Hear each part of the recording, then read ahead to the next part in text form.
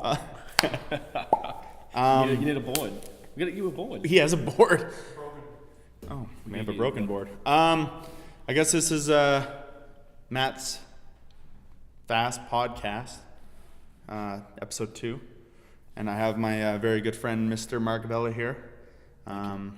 We're really excited to have this second version of the podcast. And Who's number 1? Mr. Bryn, round table. Yeah. Very good. Yeah, you're number 2. Number 2. And then we're filming number 3, number 4, and yeah, we're just gonna keep going on these, and they're fun to do. And we'll, me and Mark we'll have hour-long phone calls about this kind of stuff. So that he just made a lot more sense to have as another guest, and I think people will enjoy him, and hopefully they recognize his face here and love his voice, because his voice wins me over. And I'll tell you, if I wasn't, had 2 feet in front of me, I'd be all over him right now. But remember, I don't have an accent. You do. Oh, to you, right? No, you have an accent. I still have an accent. You do have an accent. But in Australia, you have an accent. So I would be rare. You're a. I'm a Charizard. It's all about point of difference. It's the reason I'm still here. I have a point of difference. You're the odd one out. I'm pretty sure people are staring at me to try to figure out exactly what I'm saying. I'll take it. Well, they just do the exactly. What? That's what I think. Yeah, I think people are doing that, but I think that's why we've gone along so well. I think so too. Yeah, and I mean, we both are not 6'9". That is true. And we're both hairy, and we're both, if you squint, I'm kind of good looking. If you squint real, like a lot, like the chlorine in your eyes squint, and like you got the whole package going on. I try. I mean, when you work with people like, look at this, Jesus. It's a lot. You got a rockstar team. I know. I'm like the Robin Williams of I'm the Robin Williams of this group. Short, hairy. Sometimes funny. But when you're funny, when you're on When you're point, funny, it's funny. When you're not funny, it's really, really bad. Like, I mean, he did some movies that were not good. But then he does a Mrs. Doubtfire, and it kind of saves all that. That is true. So I guess I know the story, but I want everybody else to know your story. So how did you get into business? It's a funny word, entrepreneur. We throw that term around so often. Everyone's an entrepreneur. See, I don't even like to say the word. I hate the word. I don't like the word either, but people say it, and I mean, yeah, okay. Yeah. But I mean, it's thrown so vaguely. Somebody sells, does stickers in their basement or sells something in their mother's basement, and they're an entrepreneur. And I don't think that's the right. No, it's I've been pretty much working for myself now for 20, 30 years. If you look at the time frame of hobby businesses, part-time businesses, side hustles, working 3 jobs at the same time, I think I've always been entrepreneurial mindset. I actually loved making money when I was a kid. Any way, shape, or form that I can make it, or figure out how to get it. Yeah. I used to always get in trouble for the weirdest things when we were kids. My brother's 3 years younger than I am, and I somehow convinced him to trade his the smaller coins for the bigger coins. Now, obviously, the $1 and the $2 coins are worth more than the 50 cents and the 25 cent coins. So you'd be getting the... Absolutely. My parents found out, and of course got in trouble for that. But I think I always had the mindset of making money, earning it, and then what it was like to save and essentially building. My first part-time job was mowing the lawn, washing cars, and cleaning the driveway. Part-time jobs. You get into college, and college it's certainly not cheap. So figuring out whatever way, shape, or form it takes to survive. And put food on the table. And that turns into, obviously after university, getting a full-time job and realizing, this really isn't cut for me. And then you start asking, why? Why can't I just be like everybody else? Yeah. And you actually start to embrace the reason and the reasons what makes you unique. It's, if you're not cut out for a 9-to-5 job, and you're essentially finding yourself working 2 or 3 or 4 side hustles, it's definitely a reality check to say, well, maybe there's something bigger, and it requires a little bit more focus or refinement over time. And that essentially brought me to where we're at today. Thankfully, I've got one hustle, one side hustle, and that's to really make this Advertise dream a reality at this point. And what's Advertise? Advertise it's an online marketplace. We're really democratizing, we're really changing the way that brands, agencies, marketing professionals connect with media vendors and advertising sellers, locally, globally, online, traditional, non-traditional, billboards, everything from digital marketing campaigns, right through to some of the traditional stuff that you'd expect to see with billboards and newspaper prints, radio, and so on. So we're really changing the game in the advertising industry scope. Well, just so everybody's aware too, I'll be texting Mark, and he's in like God knows where. Here's one place. I'm in San Francisco, then I'm in Vancouver, and I'm in Toronto, and I'm looking at my. There's definitely no time I zone. went down to the north side today. Yeah, it's definitely a privilege of working in Lethbridge, and the element of getting off the grid, focusing, working in the basement, home office, of course. Yep. But most of our business now is truly global. So we do find ourselves spending a lot of our time in Toronto. I'm in Montreal next week. We've spent a lot of time in San Francisco, of course. And the goal for me personally is to really figure out how to get back to my grassroots, how to get back to Australia. I don't think we essentially need to have an office there, but being based down there would be almost like a coming home moment for me and my family. Three Amigos. I'm a lucky guy. In Montreal, though. Yes. You ever been? I have. Very nice. Very nice place. Yes. For everybody who's watching this and hasn't been to Three Amigos, how would you explain Three Amigos? Well, before we do this, Three Amigos paying for product placement? I would hope so. We're gonna throw this out to the three owners of Three Amigos. I'm gonna have to call Three Amigos. We'll give them a call and say, hey guys, shoot. I mean, $50 would be fine. A check for $50 would be all right. This really is the future of the way that brands are really connecting with new channels to reach an audience, and that's the changing scope of what advertising is. Advertising is not TV commercials. It's not simply radio. It's not the newspaper. It's not the radio. It's not the TV. It's going to this kind of stuff. It's us saying Three Amigos, Diet Pepsi. Like that's the way it's going. Mm-hmm. The video, the vlogging, that kind of stuff. That's where everything's going. And exactly. And we. On our side of our business, we talk with people daily that are moving their budgets from TV to radio to us. Exactly. All social media, all Facebook. I mean, exactly. You spend $2,000 on a billboard. That's right. Which it does work for certain businesses, some companies. But then you essentially have to appreciate the digital revolution. Yeah. The digital evolution that we're in, and at the forefront where brands really started to identify the return on investment. Brands have really started to shrink their advertising and marketing campaigns for very good reasons.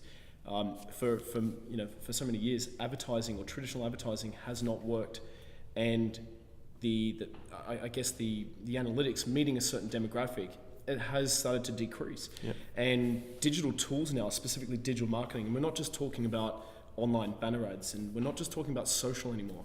There's a real insurgence with emerging digital, and there are so many ways and channels to essentially speak to a specific audience or a specific demographic about your specific product or specific service too. Exactly, and you can narrow that right down. And we have better measurement tools to figure out what that return on investment is. So whether it is a chief marketing officer or a CFO, right down to the person who owns your local business. Yeah. We work with a lot of SMEs, and the buck really stops with the owner of the business. And if we can't really prove or can't show the traction of a strong marketing or advertising campaign, businesses these days are finding themselves in a very interesting situation. We're either innovating or dying. We're either growing business or we're losing to our competitors. And we're in a time now where competition is strong. It's everything. It is, and your reputation is everything. And And if you're not doing, I'm just going to point at all the things again. If you're not doing this kind of stuff in your world, my world, you're going to fade out. Well, the thing that we certainly work with, and you could say that we work with proactive business owners and reactive business owners, and we don't prejudice or we don't judge, which side of the equation companies fall into. But we are in a very dangerous time now where, at least from an age perspective, We work with a lot of older companies that are really scrambling to figure out how to connect with their audience again. And it's a dangerous time throwing money at advertising or marketing with the promise that it works without at least something to show them. Putting thought into a campaign or a strategy. Throwing money at social media just hoping or expecting that it works without the right tools that go into it. And that's certainly... But I think with at least the social media and that kind of stuff, you get some sort of, numbers back. You do, but I think that's really the beginning of a social media campaign. In your field, I mean, I'm sure people are calling all the time and saying, hey, I really love the video that you did. I really love the content that I saw you do with company in wherever, in Lethbridge or Southern around Alberta. Canada, whatever, help us do the same thing. Yeah. And you kind of say, well, let's sit back before I even take your money. I don't want to steal your money. Yeah, what's your idea? What are you selling? What are you doing? Exactly. Like, what's the idea? That's right. We're not basic with the vlogs and even this podcast. We're not selling myself. We're selling, the podcasts are about the guests. Exactly. The vlog is just to show people kind of, what we do as a whole office and my kind of work life.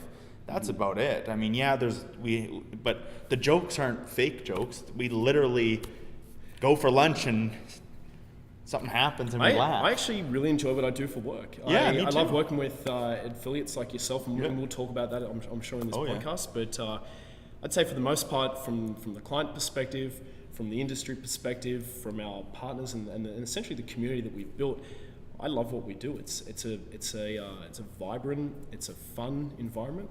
That's always changing. And certainly having the privilege of being invited into someone's business, as I said, whether they're being proactively growing their business or reactively growing their business, the same thing really. It's a very insightful role to be in, where I can see and have so many touch points on so many businesses that we work with. Yeah. Yeah. That's why we do what we do, I guess. And every day is different, and I think your staff and even my staff enjoy that. And I couldn't imagine doing something that's repetitive. I'm not in that business. I'm not interested in that. It's not something I care about doing. And I said it in a little project me and Adam, that Adam's working on. I don't know what I'm doing that day unless there's scheduled meetings. I have no clue. No, that's right. You don't know if you're staying there till 7, 10, 12, whatever. You have no idea. And if we come back to the topic of being entrepreneurial, there's so many tools now that we have that we didn't have 10 years, 20 years ago. I mean, the term entrepreneur really, if we can joke about it, I think we're all entrepreneurial. I think every single person would be we've evolved in some way. Exactly, right? But it's, the Mark Cuban. It's either the entrepreneur or the real entrepreneur. Right. The guy or the woman or man that can take an idea and either make it better or it's their own idea. Exactly. I personally, there's certain things that I don't find entrepreneurial that some people do. There's certain businesses or certain things, and I don't want to say what they are, but there's certain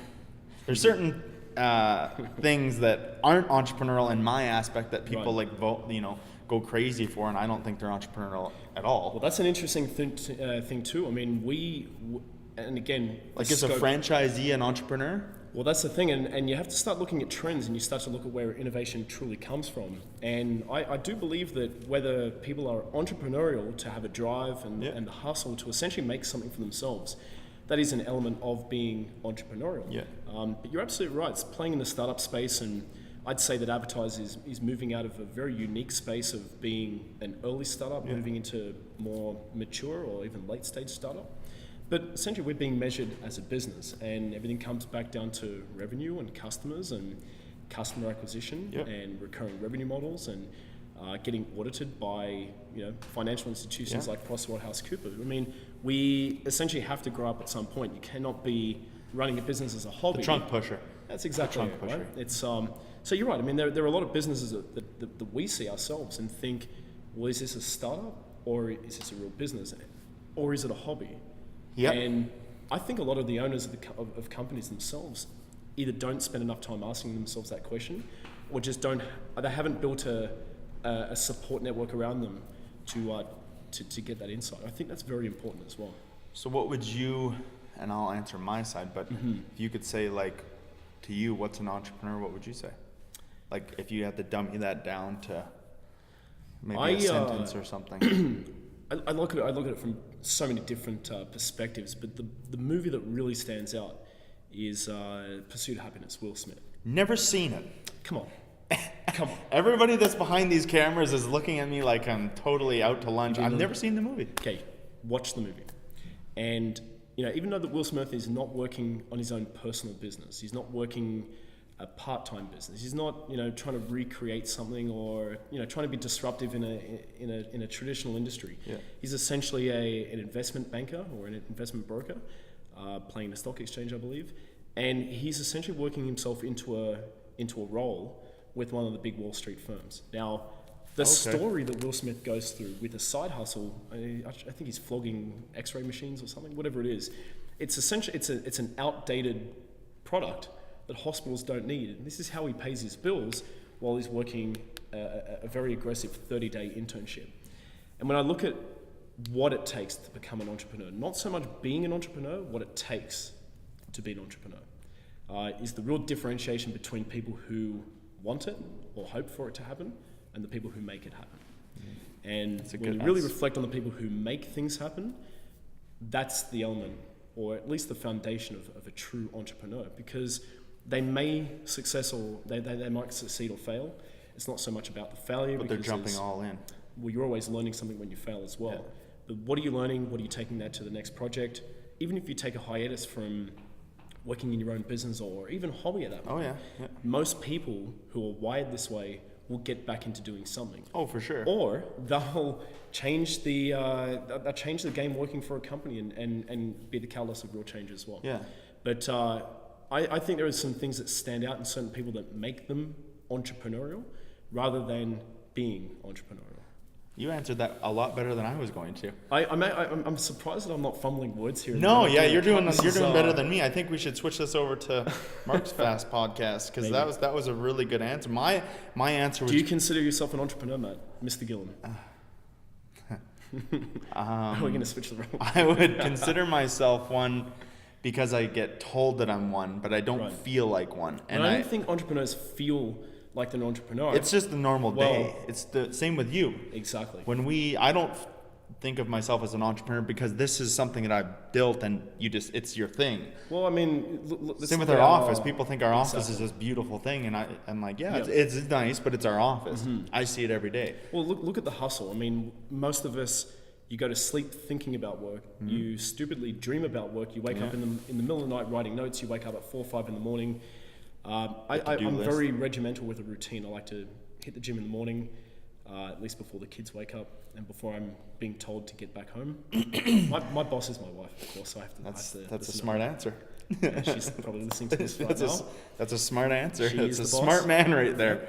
But I do believe that most entrepreneurs are also regimental. They may be disorganized. There's certainly a disorganized chaos. But every day you probably make your bed. But you do. I make my bed every morning. Absolutely. In fact, I don't really put a lot of thought into what I wear every day as well. There's a comfort in knowing that this is what you wear. I went to an elementary school, high school, where you wear a school uniform. Oh, you take pride in an appearance. Yeah. It scares the crap out of me thinking of sending my kids to school here. It's almost like a little fashion parade every day, and I mean it must be expensive for parents as well to go through. When you go to school in uniform, you make sure you iron your uniform in the morning. You pack your bag. Otherwise, when you go to school, and if you don't have a lunch, or that's on you. And I'm really proud to say that my parents are blue collar workers. And are very proud of setting those rules, those boundaries. Quite early when we were kids, so perhaps that's the basis of where it all starts. I don't know. Who knows? I'll go back to your. I guess I do think I am, because I get told it, but it's just what you do. Like now we're doing the vlogs and the podcasts and stuff like that. I mean, I find them really, really fun. But like I was telling Adam, the day we did our first podcast, we were filming and we did a podcast, and by the end of the day, my voice was gone. Of course. I've never had that happen my whole life because I've never had to talk so much my whole life. Well, I actually remember the first time that we pitched the advertised business in Calgary, Alberta, And I didn't actually consider myself to be a nervous person. Maybe you can't tell. Where from is this. Calgary, Alberta? Calgary, Alberta is. So where these people that fly all over, there's Calgary, Alberta. It's this little place in Alberta, Yeah. Canada. Well, I'm really hoping that this is going to be an international podcast. Well, I mean, we're getting like 30, 40 listens from the last one, so hopefully we'll get 100 here and Exactly. 1,000 views, and That's right. then we'll go. And people in Australia will be like, "Hey, I know that guy. I Yeah. know that Mark guy. He came and bought a latte from me one time." Well, I haven't been home for. Well, I try to go home every year. Well, those but, blue eyes, they just well, suck people in. Most people, when they think of Australians, they're not thinking of 5'7" midgets, hairy with blue eyes. They're usually thinking surfer, 6 foot, blonde. Oh, I thought you were the tall one. I told my wife that actually. I actually told her. I said, Everybody in Australia is I'm actually. Shaquille O'Neal in my family. Yeah. She laughed until she met my parents. She goes, "Wow, you really are tall for your family." Yeah. So yeah, That's not bad. little inside joke. So. Yeah, Yeah. my mother's also very short. But yeah, what were we even? I know we rambled off there. I don't Let's, know. We were let's- talking entrepreneurial, and yeah, Yeah. I do think so. And I know that you are. To me, I think you are. I wanted to just answer my entrepreneurial, and mine's a lot shorter than yours. And it's basically a 2-sentence thing. I think an entrepreneur is somebody that risks it all, goes all in, and you don't necessarily have to be taking item X and making it, make a ton of money or anything, or making a wheel, making the wheel itself. You can just take that wheel and make it a little bit better and stuff like that. But I think risking it all, knowing that you can lose it all tomorrow, and it's your own kind of, it's your own setup, or your own, doesn't even necessarily need to be your idea. I mean, Facebook wasn't, the idea of bringing people together wasn't Mark Zuckerberg's idea.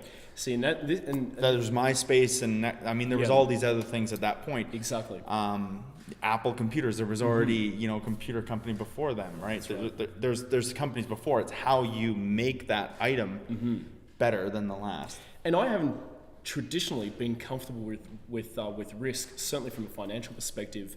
But it's something that I believe that as an entrepreneur, when you are essentially making your dreams come true, visions, building teams, which come at a cost, of course, I've become comfortable with risk. And I think that's moving me towards becoming a better entrepreneur as well. Yeah. You have to be absolutely comfortable with risk. 100%. I look at my bank statements and Yeah. they're hideous. I'd hate to look at my credit score, but it's essentially I have to do this to make this this happen. To make your, I don't even say personally my dreams come true. Our team's dreams come true. Everybody in the business has their dream and knows what. I mean, we're already talking about. It's no joke getting a new office, Right. And these are things that happen with growth and stuff like that. And I mean, it hasn't been that long, and No. just risking it all. And I Right. see my bank statements, like you said, Exactly. and sometimes those numbers are scary, and Yep. you're just like, whatever. You figure it out. You Figure it out. I think that's an important thing. You have figure to it just out. figure it out. You And can't your staff, complain when and- your staff are looking at you as to be a mentor, a leader, someone to listen to. You someone can't to worry come about to. that stuff. You should be conscious that you essentially can't bring those problems to the office. No. You have to think about it, but you can't think about it at the same time. Yep. It's not the thing that wakes me up in the morning thinking I'm going to stop everything now. Yeah. It's certainly not. You got to keep going, You have to keep pushing. because that all it takes is one like, one video, Right. one podcast, one set of blue eyes, one photo to change the world. And if we I'm not saying I'm changing the world, but I mean there has been stuff like that has changed the world, and it's it's kind of cool. And Three Amigos product placement, Montreal. Hit me up at Matt Gillen. Risking it all, and that's the entrepreneurial way. But there is the fake entrepreneurs, and I run into them every day. We talk about them every day, and it's the people, and it's no secret. I mean, we've had this conversation about, my Kardashian comment and, people, the negative comments that I have gotten, which are a lot less than the positives. Those are the fake entrepreneurs, the fake entrepreneurs that do those, that have more time to worry about what the hell I'm doing or what you're doing. Exactly.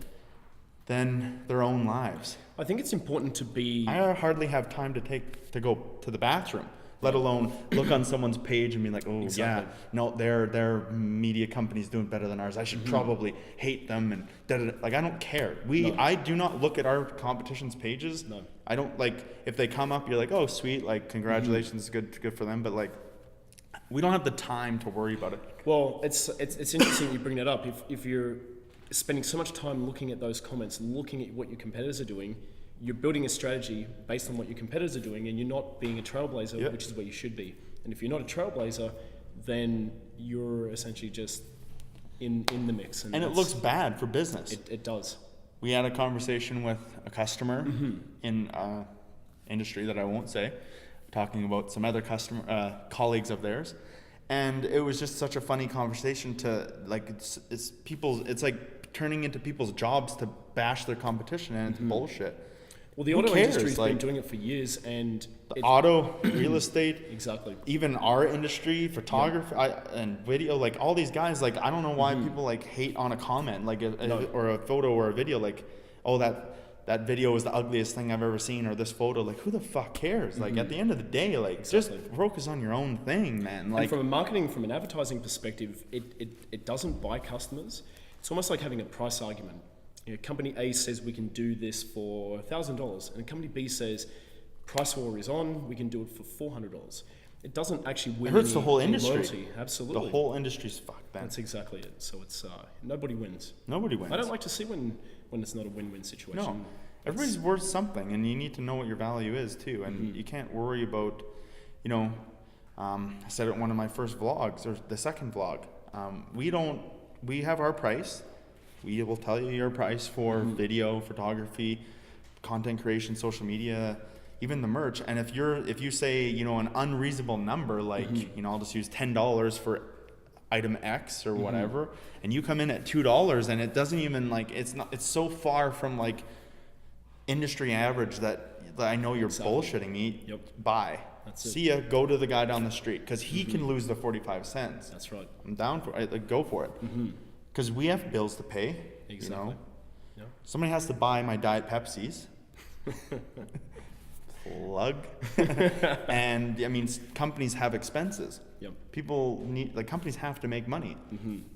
Because you can't pay, you know, Trudeau's taxes with inventory or Exactly. with Diet Pepsis. Right. They want money. And this is a very interesting time that we're getting into. The price war with customers, competitors. Yeah. The job market is already being affected. I mean, the biggest commodity would be us, people, human resources. Yeah. And there are less and less people wage in. and- That's exactly right. So I don't even know if we want to talk about that one, because that'll start a whole roller coaster of shit. Yeah. Well, let's bring it back to topic. I mean, it's so important now more than ever for brands, companies to really establish what makes them unique, what makes them different to their competitors. And Don't value. talk about your competitors. Rise above your competitors. Yeah. And even if it's a trial and error thing, like doing a podcast like this, it might work. It might work, it might not. But if you're not doing it, someone else will figure Somebody out how else to is do it. doing it. And even in little, I mean, you travel a lot. You probably see people doing the vlogging and this kind of stuff all the time. But, you know, if me, Keegan, or Adam, or even Erica, when she's taking photos of some of this stuff, if we're like going for coffee, or we're at, you know, Stoketown. I think I saw you at Stoketown, and Yeah. you almost had like a media production. There was a whole thing there, and people look And- at you like you're crazy. No, And people look at you with admiration, and I really do think that there's a sense of envy. People looking from the other side of the room thinking, why can't we do this with us? Why are we not thinking about this? see, I think different people think like perspective. that, but then people are like, oh, what is he doing? Look at this Like, obnoxious guy. yeah, with a what is camera this? crew. Like, who Touching is his that? I hair. went to school with that guy. He's such a loser. But I mean, I don't care anymore, and it's taken me a couple videos to get over that. Well, I don't think you ever really get over it. You essentially learn how to curve the Yeah, enthusiasm. you just right? It's, don't. You don't Yeah. care about it, but you see it where you're going. I mean, Oh, you exactly. probably walking down Walmart, people have little sticks and, Absolutely. you know, vlogging themselves or whatever. But people here, you know, we were in a meeting with a counselor in town, and he's like, you know, he was talking to one of his friends at this meeting, and he's like, oh yeah, Matt's doing this really inventive thing. And when he said it, I was like, well, no, I'm not. It's actually just for a little Lethbridge that, you know, goes to the west side and stops on 43rd or 44th Street and then goes all the way down to the airport. Within that, it's crazy, but in the world, it's not.